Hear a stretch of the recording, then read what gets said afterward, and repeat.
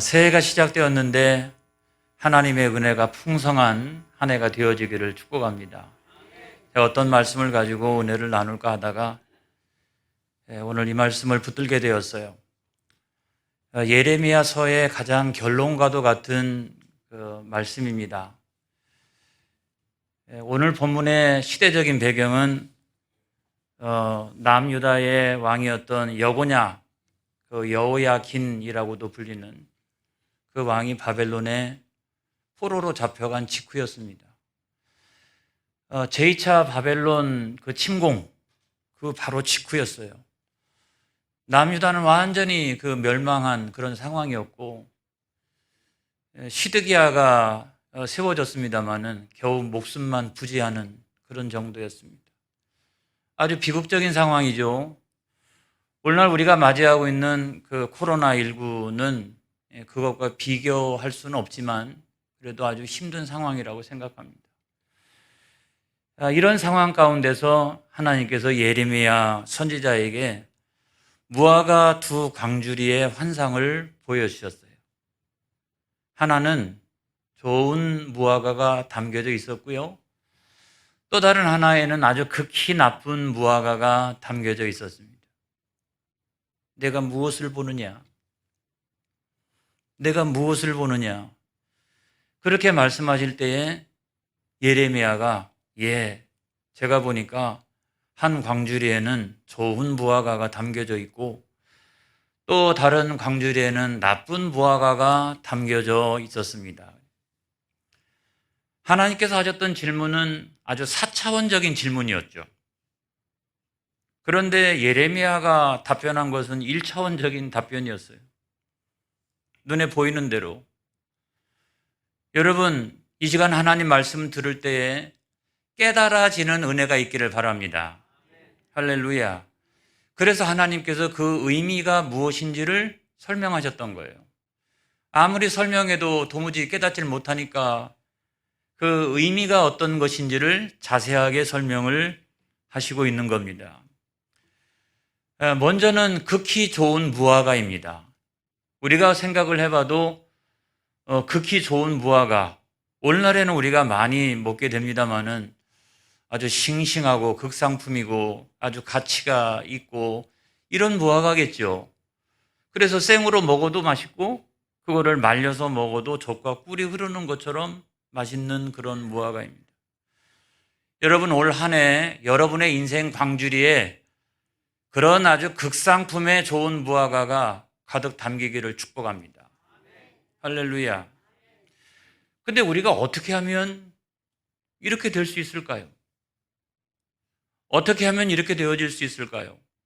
오늘 성경 말씀에 그 비결이 나와 있는데요. 5절의 말씀입니다. 다 같이 시작. 이스라엘의 하나님 여호와께서 이와 같이 말씀하시니라. 내가 이곳에서 옮겨 갈대아인의 땅에 이르게 한 유다 포로를 이 좋은 무화과 같이 잘 돌볼 것이라. 할렐루야. 그러니까 이 사람들은 아주 나쁜 무화과라는 거예요. 하나님 앞에 우상 숭배하고 불신앙하고 불순종하고 그래서 하나님의 심판을 받고 바벨론으로 끌려간 유다 포로들은 아주 나쁜 무화과예요. 그럼에도 불구하고 하나님께서는 이들을 좋은 무화과라고 말씀하세요. 이것이 어떻게 가능할까? 그들이 바벨론에 끌려가 가지고 갑자기 달라진 것일까? 갑자기 변화한 것일까? 그렇지 않다고 생각합니다. 그건 뭐냐? 내가 너를 좋은 무화과 같이 돌볼 것이라. 할렐루야. 그래서 이 돌봄이 뭐냐면 하나님의 은혜인 거예요. 우리 인간은 자의적으로 의로워질 수가 없어요. 그런데 이 돌봄, 이 하나님의 섭리하심, 이것이 바로 하나님의 은혜라면 우리가 올 한 해 동안에 이 은혜 없이는 안 된다는 거예요. 여러분, 이 은혜가 여러분의 심령과 가정에 차고 넘치시기를 축복합니다. 그래서 우리가 이 은혜라고 하는 것을 구체적으로 이게 어떤 은혜냐, 이걸 제대로 알고 있어야 되는데 엉뚱한 것에 가서 은혜 받기를 구하고 그게 아니라 가장 중요한 은혜가 있어요. 그게 뭐냐면 첫 번째로는 칭의의 은혜입니다. 칭의의 은혜라는 거예요. 아까 그 5절 말씀을 다시 한번 보겠습니다. 시작. 이스라엘 하나님 여호와께서 이와 같이 말씀하시니라. 내가 이곳에서 옮겨 갈대아인의 땅에 이르게 한 유다 포로를 이 좋은 무화과 같이 잘 돌볼 것이라 그랬어요. 그러니까 아주 나쁜 무화과인데 좋은 무화과 같이 내가 여길 것이라는 거예요. 할렐루야. 여러분, 우리는 우리 스스로가 생각할 때 우리는 의인이라고 생각합니다. 나같이 착한 사람은 어디 있어? 나같이 의로운 사람 어디 있어? 천국 있다면 나 같은 사람들이 들어가게 될 거야. 천만의 말씀. 그거는 당신 생각이지. 그렇지 않다는 거예요. 내가 생각할 때 나를 의인이라고 여겨서 천국 가는 게 아닙니다. 하나님이 나를 의롭게 여겨주셔야 천국 가는 거예요. 판사가 판결을 내립니다. 그래서 판사는 판결을 내려가지고 너는 죄인이야 라고 했는데 내가 감옥 안에 들어가가지고 나는 의인이야 그렇게 한다고 해도 다 소용없는 짓입니다. 이것처럼 하나님께서 여겨주셔야 되는 거예요. 하나님이 나를 의인이라고 말씀해 주셔야 되는 거예요. 이걸 우리가 신학적으로 뭐라고 얘기하느냐? 그거를 칭의다 그러는 거예요. 의롭다, 칭함을 받는다. 나를 의롭다고 여겨주시는 거다. 진짜는 아닌데, 진짜는 여전히 죄짓고 살아가고 허물도 많고 이런데 나를 의롭다고 여겨주시는 것이라는 거예요. 근데 어떻게 그렇게 되어질 수 있을까요? 여러분, 오직 믿음으로. 할렐루야. 그래서 이신칭이라고 하는 거예요. 믿음으로써 의롭다 여김을 받느니라. 내가 오직 믿음으로써 의롭다함이 되느니라. 할렐루야. 그래서 이 믿음이 아니고서는 절대로 불가능한데 로마서 4장 5절에 있는 말씀을 보겠습니다. 시작. 이를 아니할지라도 경건하지 아니하는 자를 의롭다 하시는 이를 믿는 자에게는 그의 믿음을 의로 여기시나니. 잠깐요. 여기서 보면은 이를 아니할지라도 이건 뭐냐면 사람들의 어떤 행위나 공로를 말하는 거예요. 그 행위나 공로를 가지고 절대로 의인이 되어질 수가 없습니다. 그래서 우리는 다 그 죄인인데 의롭다 하시는 이, 의롭다 하시는 이가 누구냐면 예수님인 줄로 믿습니다. 예수님은 우리의 모든 죄를 십자가 위에서 담당해 주시고 그 다음에 누구에게? 믿는 자에게는 그래서 오직 믿음으로 말미암아 그 믿음을 의로 여기시나니. 할렐루야. 그래서 우리가 그 행실로 온전하게 의로워진 것이 아니라 믿음으로 말미암아 그 믿음을 내가 가지고 있으면 그 믿음을 보시고 의롭다고 여기시나니. 이걸 믿으시기를 주의 이름으로 축원합니다. 그래서 새해가 됐어요. 정말 내가 인격적으로 예수님을 만나지 못했던 사람이 있다면 새해가 시작되어지면서 예수님을 인격적으로 만나시기를 축복합니다. 우리의 가정 가운데, 우리는 또 가문 가운데 아직도 불신의 영혼들이 있다라고 하면 그런 은혜가 쏟아지기를 축복합니다. 이 칭의의 은혜가 있어야 되는 거예요. 하나님 아버지, 새해에는 이 칭의의 은혜가, 하나님의 자녀가 되는 그 은혜가 차고 넘치게 하여 주시옵소서. 할렐루야. 그 다음에 우리가 두 번째로 보면 보호하심의 은혜라는 거예요. 보호하심의 은혜. 자, 6절에 있는 말씀 보겠습니다. 6절에 있는 말씀 보겠어요. 시작. 내가 그들을 돌아보아 좋게 하여 다시 이 땅으로 인도하여 세우고 헐지 아니하며 심고 뽑지 아니하겠고. 할렐루야. 여기 보면은 돌아보아 좋게 하신다는 거예요. 잘 보세요, 여러분. 내가 칭의의 은혜를 받았어요. 그러면 하나님의 자녀가 됐잖아요. 하나님의 자녀가 딱 되고 나면 하나님께서는 언제나 시선이 누구에게? 나에게. 나를 돌아보아 좋게 하신다. 여러분, 이것을 우리가 다른 표현으로 얘기하면 보호하심의 은혜라는 거예요.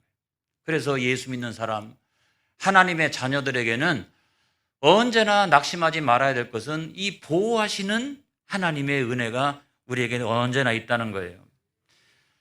이스라엘 백성들이 바벨론의 포로로 잡혀왔잖아요. 포로니까 얼마나 기가 막혀요. 괴로움도 있고 슬픔도 있고 기가 막힙니다. 그런데 이들이 세상에서는 포로로 잡혀왔다 할지라도 하나님의 보호하심이 시작되었어요. 하나님이 그들을 돌아보아 좋게 하시기를 시작했어요. 그래서 상황이 반전되어지기 시작합니다.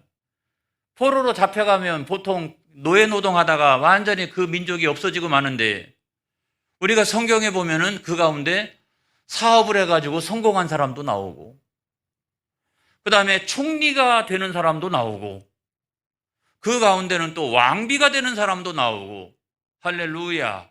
이건 뭐냐면 하나님이 돌아보아 그때부터 좋게 만들어 주셨다는 거예요. 여러분, 이걸 믿으시기를 주의 이름으로 축원합니다. 그래서 하나님의 뜻과 섭리라고 하는 것은 우리가 쉽게 너무 예단하면 안 돼요. 하나님은 왜 나에게 이런 괴로움 주셨습니까? 하나님은 왜 나에게 이런 슬픔 주셨습니까? 그거 하나하나 사연 들어보면 정말 기가 막히죠. 저는 어떤 때는 하나님 변호해드리기가 너무너무 힘들어요, 목회적으로.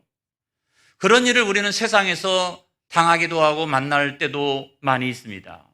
그런데 가만히 생각을 해보면 하나님은 그와 같은 기가 막힌 상황에서도 나를 돌아보아 좋게 하신다. 좋게 하신다. 어떤 사람은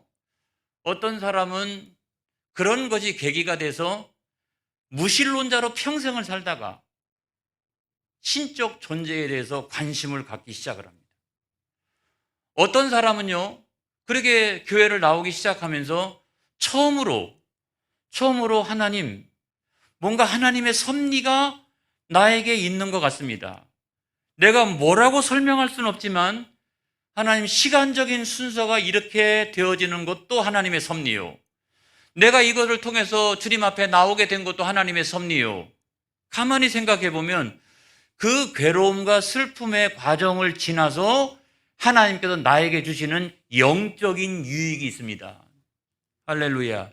이거를 고백하시는 분들이 많이 있다고요. 그래서 여러분, 이제 새해가 시작되었습니다. 새해가 시작되었어요.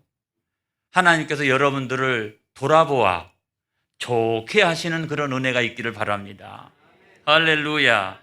그런 은혜가 있기를 바라요. 그 다음에 또 마지막으로 보면, 자, 로마서 8장 28절에 있는 말씀 한번 보겠어요. 다 같이 시작. 우리가 알거니와 하나님을 사랑하는 자, 곧 그의 뜻대로 부르심을 입은 자들에게는 모든 것이 합력하여 선을 이루느니라. 그래서 이 은혜가 한 해 동안 떠나가지 않는 역사가 일어나기를 축복합니다. 그래서 이제 그 다음에는 이 거듭남의 은혜인데, 그것도 성경에 있더라고요. 자, 7절을 보겠어요. 7절. 다 같이 시작. 내가 여호와인 줄 아는 마음을 그들에게 주어서 그들이 전심으로 내게 돌아오게 하리니 그들은 내 백성이 되겠고 나는 그들의 하나님이 되리라 그랬어요. 여러분, 자, 내가 보호하심의 은혜를 딱 받는 그 순간에 하나님은 나를 돌아보아서 모든 것을 좋게 만들어 가신다. 이런 것들을 내가 늘 체험하는 가운데 나는요, 어떻게 된다? 전심으로 하나님께 돌이키게 된다. 할렐루야. 처음에는 마음으로 하나님께 돌이키기를 시작합니다. 그래서 마음이 돌아가니까 그 다음부터는 행위가 돌아가기 시작합니다. 그래서 내가 전심으로 하나님께 돌아가는 계기가 되어지기도 한다는 거예요. 여러분, 저는요, 아주 어렸을 때는 분홍으로 태어났어요. 제가 언젠가 간증으로 말씀드린 바가 있어요. 그런데 학생이 되었을 때 아버지가 사업에 실패를 해가지고 우리 가정이 완전히 풍비박산이 났습니다. 더 이상 어디에 의지할 바가 없었어요. 그래서 친구의 전도로 제가 처음으로 찾아간 곳이 교회였습니다. 저는 그 전에는 할머니 손을 잡고 신도 안에 있는 이름도 알 수 없는 절에 다녔습니다. 제가 무슨 믿음이 있어가지고 거기를 다닌 것이 결코 아니었습니다. 저는 할머니 말씀이라면, 부모님 말씀이라면 그냥 그런 순종하는 아이였기 때문에 그냥 나갔던 거예요. 그런데 교회는 달랐습니다. 절에 나갔을 때는 별로 아무런 변화가 제 삶 가운데 없었는데, 교회에 나가는 순간, 어느 순간에 그 칭의의 은혜, 이와 같은 아이도 사랑하신 하나님, 그 하나님을 만났어요. 완전히 낙심하고 절망해 있는 저를 향해서 찾아오시는 하나님, 성도들을 통해서 사랑을 베풀어 주시는 그 하나님, 나를 의롭다 여겨주시는 하나님, 너 같은 아이도 하나님의 자녀야! 라고 말씀하시는 그 하나님 앞에 무릎을 꿇게 되었어요. 그 다음부터 상황은 나아지지 않았는데, 환경은 하나도 나아지지 않았는데, 그 다음부터는 보호하시는 하나님의 은혜가 있더라고요. 야, 소망이 없었어요. 형이 군대 가면 저도 빨리 군대 가려고 그랬어요. 소망이 없어요, 어디에도. 그랬는데 제 마음속에 소망이 생기기 시작했습니다. 내가 할 수 있는 것이 있지 않니? 내가 나가서 돈을 벌 수 있는 것도 아니고, 아버지의 채무를 갚아줄 수 있는 것도 아니고, 내가 할 수 있는 일이란 딱 한 가지밖에 없어요. 학생이니까 공부를 무지무지하게 열심히 하는 것. 무지무지하게 열심히 했습니다. 제가 그것 외에는 다른 방법이 없었어요. 성적이 점점점 나아지기 시작했습니다. 제가 원래 공부를 잘 못하는 아이였어요. 그런데 점점점 나아지기 시작했습니다. 그것이 나아지니까 좌절하고 절망했던 제 영혼에 소망이 비춰지기 시작했습니다.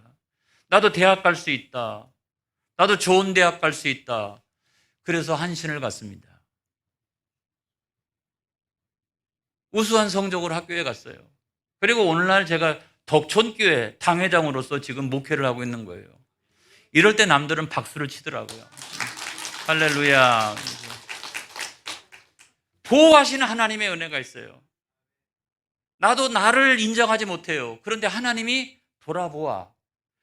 나를 돌아보아 나를 좋게 여기시고 나를 좋은 길로 인도해 주시는 그 보호하시는 은혜, 그 은혜가 있었다는 거예요. 여러분, 이 거듭남이라고 하는 건 뭐냐면 그런 은혜를 체험하면서 전심으로 이제는 하나님 없이는 내가 못 살겠습니다. 내 마음으로 전심으로 하나님께 돌이키고 내가 행위로 전심으로 하나님 앞에 돌이켜져서 내가 조그만 잘못만 해도 그것 때문에 밤잠 자지 못하고 하는 사람이 되어지는 거예요.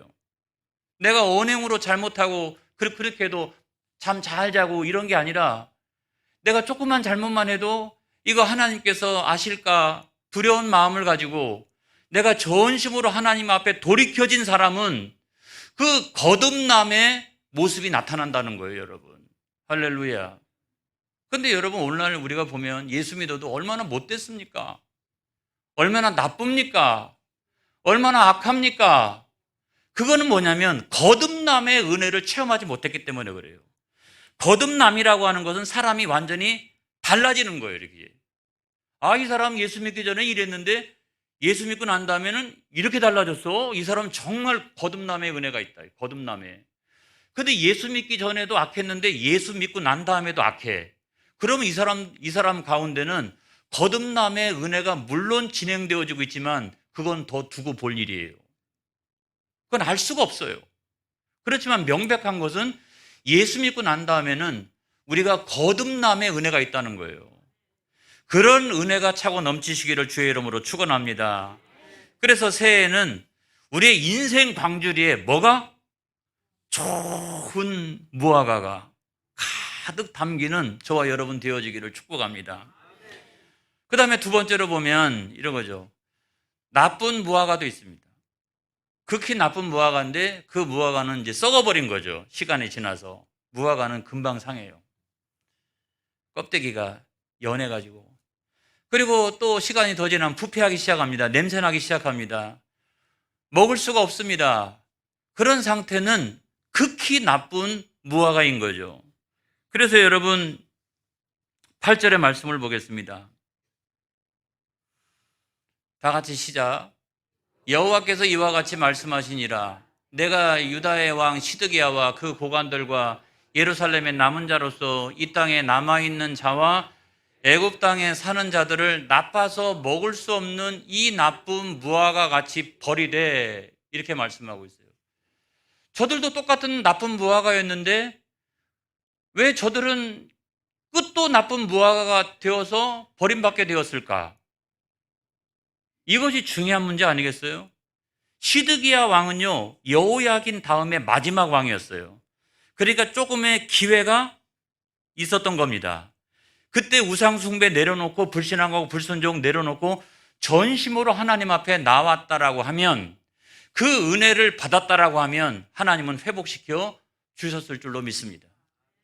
그런데 어떻게 됐어요? 하나님께서 버리셨다라고 하는 것은 다른 게 아니라 여전히 우상숭배하고 불신앙하고 불순종하고 끝까지 하나님을 향하여 저항하고 반항하고 그렇게 했다는 거예요. 그러므로 자기 스스로가 하나님을 버리는 그 순간 하나님은 돌보시는 게 아니라 하나님은 버리되, 다시 말하면 은혜가 떨어진 거예요. 은혜가 없는 거예요. 칭의의 은혜도 없고 보호하여 주시는 은혜도 없고 거듭남의 은혜도 없고 아무런 은혜가 없는 거예요. 이 세 가지 은혜가 없다라고 하면 하나님의 자녀가 아닌 거예요. 그래서 하나님께서는 버리셨어요.